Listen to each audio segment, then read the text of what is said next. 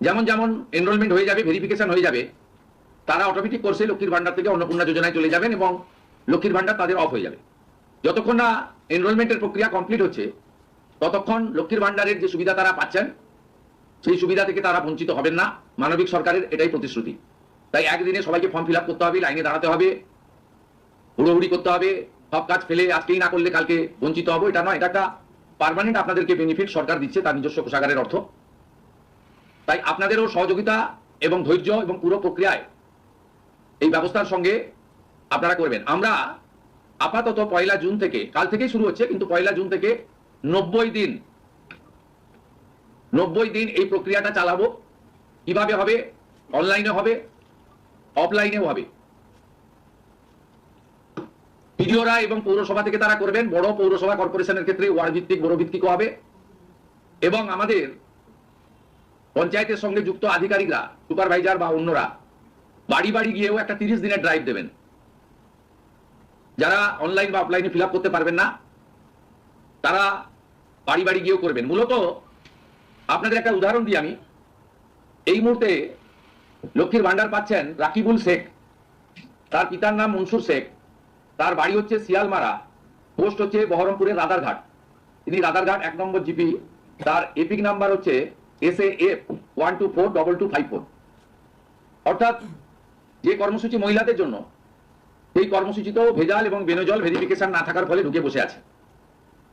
আমরা এই ফর্মে অনেকগুলি ক্লজ রেখেছি, খুব সিম্পল, এবং আমরা সহযোগিতা করব। এবং বিডিও অফিস থেকে বিধায়কদের এই কাজে যুক্ত করা হবে। বিধায়করাও নিজেরা এটাতে নেতৃত্ব দেবেন। নবনির্বাচিত বিধায়কদের এটা একটি বড় কাজ, তারাও ফর্ম ফিল আপে সহযোগিতা করবেন সরকারের সাথে। আমাদের এই লঞ্চিং এর পরে বিডিওদের সঙ্গে ভার্চুয়াল কর্মসূচি রয়েছে। সেই কর্মসূচিতেও আমরা এটা বলবো। আমাদের যে জনকল্যাণ শিবির হচ্ছে 15, 16, 17, সেখানেও ফর্ম ফিল আপ করার বা সহযোগিতা করার, বা কেউ যদি কোনো একটি এই ফর্মের কোনো একটি ক্লজ বা কোনো একটি বিষয়ে তার কোনো কনফিউশন থাকে, সেটাও করতে পারবেন। আমরা এটাতে অন্নপূর্ণা যোজনার বেনিফিট যেমন দেব, তেমনি ফ্যামিলি ডাটাও সংগ্রহ আমরা এটাতে নতুন সরকার নতুনভাবে সংগ্রহ করতে চাই। আপনাদের সকলের সহযোগিতা প্রার্থনা করি। আমরা চেয়েছি রাষ্ট্রের মূল ধারার সঙ্গে যারা নাগরিকরা যুক্ত হয়েছেন তারাই বেনিফিট পাক। প্রথমত যারা অতিরিক্ত ইনকাম ট্যাক্সের আওতার মধ্যে পড়েছেন তারা, অর্থাৎ এখন ইনকাম ট্যাক্সের সিলিং জানেন আপনারা, আমি আর উল্লেখ করছি না। সেক্ষেত্রে কোনোভাবে প্রকৃত প্রাপক ভাড়া যাতে না পায় সকলকেই আমরা দিতে চাই। এবং যারা রাষ্ট্রের মূল ধারা, রাষ্ট্রের নীতি, রাষ্ট্রের নিয়ম ইত্যাদি মেনে যারা চলছেন, এ প্রকৃত ভারতীয় রাষ্ট্রবাদী এবং আর্থিকভাবে দুর্বল নারী শক্তি, মাতৃশক্তি, তারা যুক্ত হন, আবেদন করুন এবং আমাদের সহযোগিতা করুন।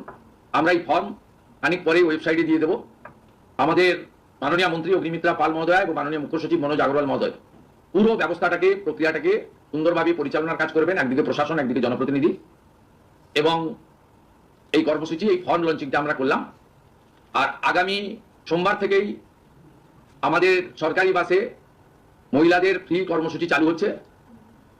আমরা এই ক্ষেত্রে প্রাথমিকভাবে সমস্ত মহিলাদেরকে সুযোগ দিলেও পরবর্তীকালে এনরোলমেন্ট করে একটা কার্ড তাদের দিতে করব, কারণ যাতে এই লক্ষ্মীর ভান্ডারের মতো ওখানেও মহিলা ব্যতীত অন্য কেউ যাতে এই সুযোগের অসদুপায় ব্যবহার করে মিসইউজ না করতে পারে, সেটাও আমরা পরবর্তীকালে করবো। আপাতত আমরা সেক্ষেত্রে সকলকেই সুযোগ দিচ্ছি।